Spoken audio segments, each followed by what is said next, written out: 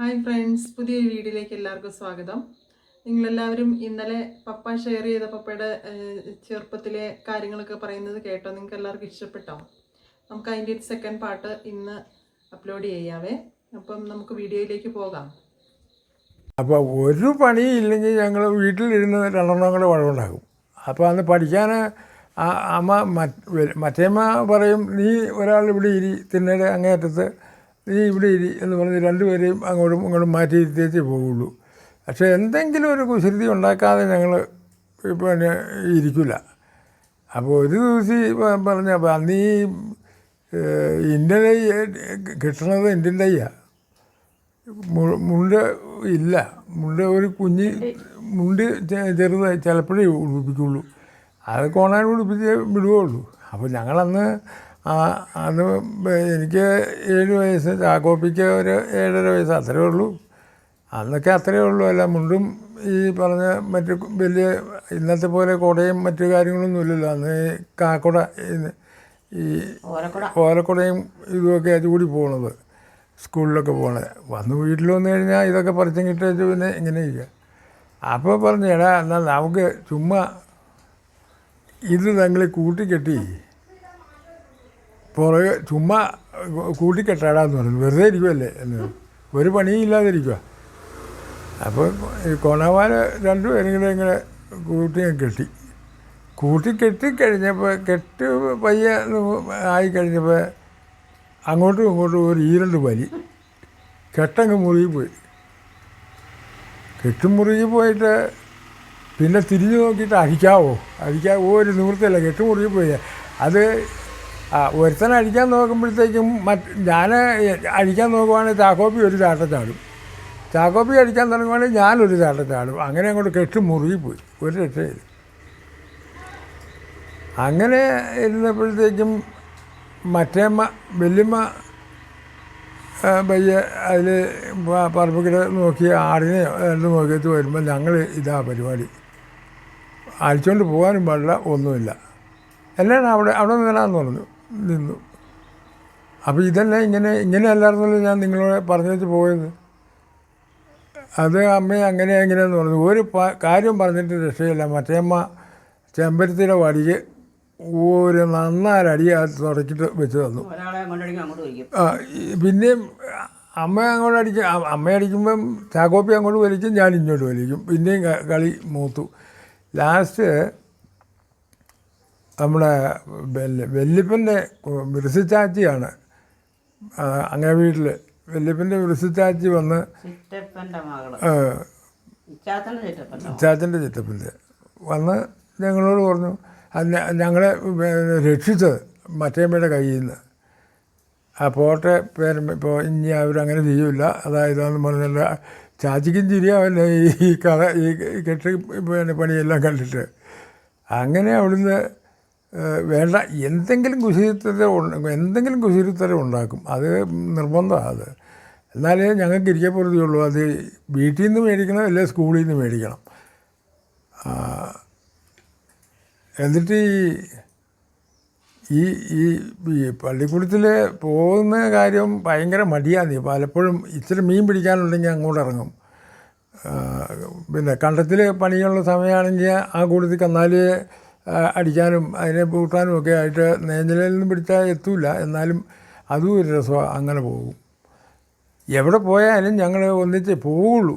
അത് കണ്ട് പോകും. പള്ളിയിൽ പോവുകയാണെങ്കിലും പിന്നെ പള്ളിക്കൂടത്തിൽ പോവുകയാണെങ്കിലും ഒക്കെ.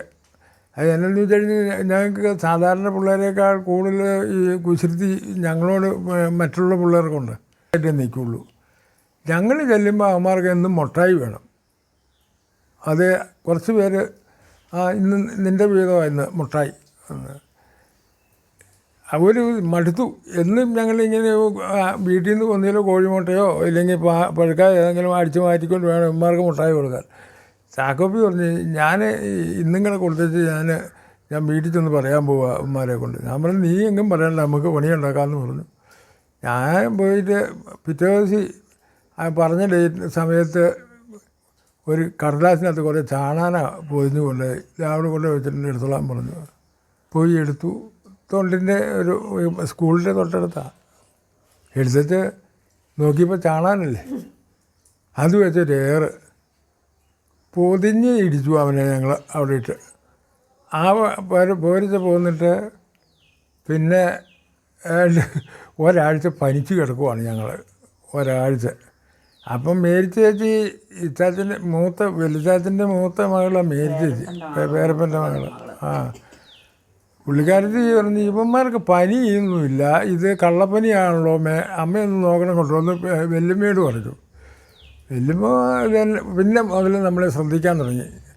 പുതപ്പുമൊക്കെ മാറ്റി ഞങ്ങൾ ഈ വയറ്റിളക്കം അല്ല പനി ഇങ്ങനെ ഇത് രണ്ടുമില്ല. വയറ്റിൽ നിന്ന് പോയത് കാലത്തേ ഒന്ന് പോയതല്ലാതെ പിന്നെ ആ വഴിക്ക് പോയിട്ടില്ല. പനിയാണെങ്കിൽ യാതൊരു ചൂടുമില്ല, ഒന്നുമില്ല. അമ്മ ഞങ്ങളിങ്ങനെ കണ്ണിൽ എണ്ണയൊഴിച്ച് നോക്കിയിരിക്കുക. ഇന്ന് എത്ര പ്രാവശ്യം നിങ്ങൾ വെളിച്ചിറക്കിടാന്ന് ചോദിച്ചു. ചാക്കോപ്പികൾ 3 പ്രാവശ്യം. അതെവിടെയാണ്? കട്ടിലേലാണോ കക്കൂസ്? എവിടെയാണ് പോയത്? കക്കൂസും പറ്റുന്നോ പറയാനില്ലല്ലോ. നീ വാഴത്തോട്ടിൽ അവിടെയാണോ പോയത്? അവന് വർത്താനം പറയാനില്ല. നീ എത്ര പ്രാവശ്യം പോയാ? ഞാനൊന്നും പോയില്ല. അപ്പം നിൻ്റെ വയറ്റുവേദന കുറഞ്ഞില്ലേ? അമ്മ അവിടെ പരിശോധിച്ച് ഇവിടെ പരിശോധിച്ച് ഞങ്ങളുടെ കളവ് കണ്ടുപിടിച്ചു. മേരി ചേച്ചി മറ്റേ കരുവണ്ണൂർ സ്കൂളിലാണ് ഹൈസ്കൂളിൽ പഠിക്കുന്നത്. അവിടുന്ന് പഠിത്തമൊക്കെ കഴിഞ്ഞ് വന്ന് വൈകുന്നേരമായപ്പം ഞങ്ങൾ പുള്ളിക്കാരത്തിയെ കൊണ്ട് നിങ്ങൾ ക്വസ്റ്റ്യൻ ചെയ്യിപ്പിച്ച് ഈ കളവെല്ലാം വെളിയിൽ വരുത്തി. അപ്പോൾ വഴക്കുണ്ടാക്കി വെച്ച് വന്നിരിക്കണമെന്ന് മനസ്സിലായി. പിന്നെ വലിയ അവിടെ ചെന്ന് സ്കൂളിൽ ചെന്ന് എല്ലാ സംഭവം എന്നൊക്കെ ചോദിച്ച് കഴിഞ്ഞപ്പോൾ അത് മനസ്സിലാക്കി ഇവന്മാരുടെ കയ്യിലല്ല തെറ്റ് എന്ന് ഹെഡ് മാസ്റ്റർ പറഞ്ഞെങ്കിലും നമ്മൾ എന്ത് ചെയ്യണോ അത് വലിയ പ്രശ്നം. ചിലപ്പോൾ ഈ ഓലക്കുടയല്ലേ കയ്യിൽ, ഓലക്കുട ഞങ്ങൾക്കന്ന് എല്ലാവർക്കും ഓലക്കുടയേ ഉള്ളൂ. ചാക്കോപ്പിക്കും ഇരിക്കും അങ്ങനെ ആ താഴേക്കുള്ളവർക്ക്. ബാക്കി കരുവണ്ണൂർ ഹൈസ്കൂളിലൊക്കെ പഠിക്കുന്നവർക്ക് ശീലക്കുടയാണ്. അതൊക്കെ വളരെ അപൂർവമേ ഉള്ളൂ. അപ്പോൾ ഞങ്ങൾ സ്കൂളിൽ പോകുമ്പോൾ ഈ കുറച്ച് പിള്ളേർക്ക് വണ്ടി ഓടിക്കലാണ്. ഈ കുട ഇത് ചുരുക്കിക്കൊണ്ട് നടക്കാൻ പറ്റുമോ? അത് എടുത്തിരിക്കുമല്ലേ തോളയിൽ വെച്ചുകൊണ്ട്. അവന്മാർക്ക് വണ്ടി ഓടിക്കണം ഞങ്ങളുടെ തോളയിൽ വെച്ച്. അപ്പോൾ അതൊക്കെ ഒരു 1-2 പ്രാവശ്യം പറഞ്ഞിട്ടും സമ്മതിക്കില്ല. ഇത് ഞങ്ങൾക്ക് വേണ്ടിയിട്ട് കുറേ കുട കെട്ടിയിട്ടേക്കുമായി പൊക്കത്തിൽ. അത് ഒരു 10-20 എണ്ണം വെച്ചുണ്ട്. ഞങ്ങളതും കൊണ്ട് പോവും. ഓർണ എടുത്തുകൊണ്ട് പോയാൽ ചിലപ്പോൾ ഈ നല്ല മഴയാണെങ്കിൽ അമീർപ്പാറയിൽ നിന്ന് ചാടുന്ന വെള്ളത്തിൻ്റെ കുടയും കൂടെ വെച്ച് ഒരു പൊക്ക് ആ ഓലയെല്ലാം കൂടെ താഴെ പോകും.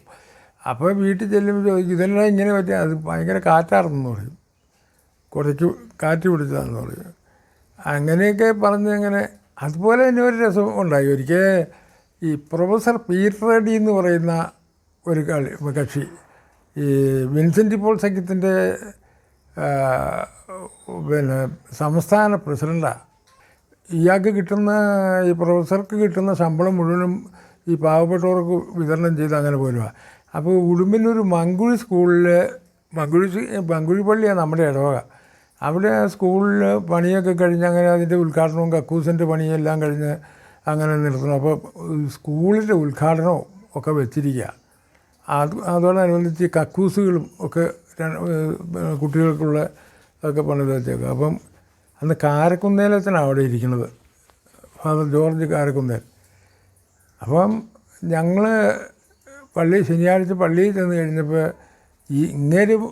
ഇങ്ങേരെ കാത്തായിരിക്കണത്. പക്ഷേ ഇങ്ങേര് വന്ന് തലേദിവസി ഒരു വളരെ ലളിത ജീവിതം നയിക്കണ കക്ഷിയാണ്.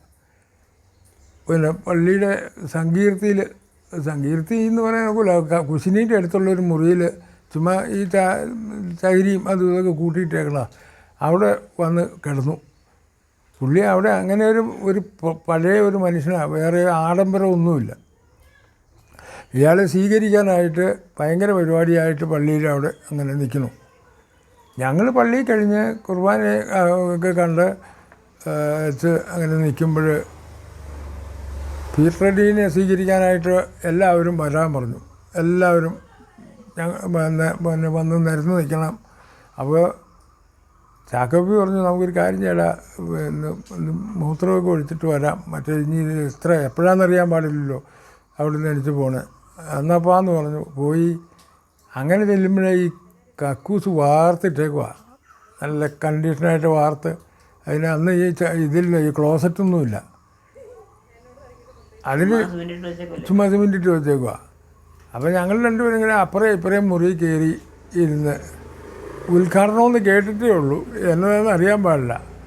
അപ്പോൾ ചാക്കോപ്പിയോട് പറഞ്ഞു, എടാ ഇതിന് ഉദ്ഘാടനം ഞാനങ്ങ് ചെയ്യുവാണ് എന്ന് പറഞ്ഞു. എന്നാൽ ഇത് ഞാനും ചെയ്യുകയെന്ന് പറഞ്ഞു. രണ്ടുപേരും അപ്പുറം ഇപ്പുറം കയറിയിരുന്ന് കഴിച്ചു. കാര്യങ്ങളൊക്കെ കഴിച്ചേച്ച് ഇങ്ങോട്ട് ഇറങ്ങി കഴിഞ്ഞപ്പോഴത്തേക്ക് കാല് പതിഞ്ഞിരിക്കുക സിമെൻറ്റേൽ. രാവിലെ ഇട്ടേക്കുന്ന സിമെൻറ്റല്ലേ, രാവിലെ തലേദിവസം ഇട്ടതാണ്. ഞങ്ങളുടെ കാല് രണ്ടുപേരുടെയും പതിഞ്ഞ് അങ്ങനെ ഇരിക്കുക, ഈ വിരലും ഇതെല്ലാം കൂടെ. ഉടനെ ആരാണ്ടോ ചെന്നേച്ച് അച്ഛനോട് പറഞ്ഞു. അച്ഛൻ ദേഷ്യക്കാരനാണ്. അച്ഛാ കുഞ്ഞും ചാക്കോച്ചനും കൂടെ പിന്നെ ഈ കക്കൂസ് ഉദ്ഘാടനം ചെയ്തേച്ച് അവന്മാർ ഇറങ്ങി വന്നിട്ടോട്ടു എന്ന് പറഞ്ഞു. എവിടെ? നമ്മുടെ സ്കൂളിൻ്റെ. അത് ശരി. പുള്ളി വേഗം വന്ന് നോക്കിക്കഴിഞ്ഞപ്പോൾ ശരിയാ, സംഭവം ശരിയാ. ഇനി വരാൻ പറഞ്ഞു. ഒരു ഈരൻ്റെ അടി, കൂടുതലൊന്നുമില്ല, ചൂരപ്പരമ്പിൽ ഒരു ഈരൻ്റെ അടി തന്നു ഉദ്ഘാടനം നടത്തിയതിന്. അപ്പോൾ പിന്നെ ഇയാൾ ഈ പ്രൊഫസർ പീറ്റർ റെഡ്ഡി എന്ന് പറഞ്ഞ പുള്ളിയുടെ അപ്പോഴത്തേക്കും വന്നു. ഭയങ്കര സ്വീകരണവും പടക്കവും കൊടയും ഒക്കെ ആയിട്ട് അങ്ങനെ സ്വീകരിച്ച് ചെണ്ടയൊക്കെ ആയിട്ട് അങ്ങനെ കൊണ്ടുപോയി ഞങ്ങൾ വീട്ടിലേക്കും പോകും. ഹായ് ഫ്രണ്ട്സ്, അപ്പോൾ ഇന്നത്തെ വീഡിയോ എല്ലാവർക്കും നിങ്ങൾക്ക് ഇഷ്ടപ്പെട്ടെന്ന് കരുതുന്നു. ഇഷ്ടപ്പെട്ടെങ്കിൽ ലൈക്ക് ചെയ്യുക, കമൻറ്റ് ചെയ്യുക, സബ്സ്ക്രൈബ് ചെയ്യുക, എല്ലാവർക്കും ഷെയർ ചെയ്ത് കൊടുക്കുക. അപ്പോൾ മറ്റൊരു വീഡിയോ വേറൊരു ദിവസം കാണാം. ബായ്. ബൈ. Bye.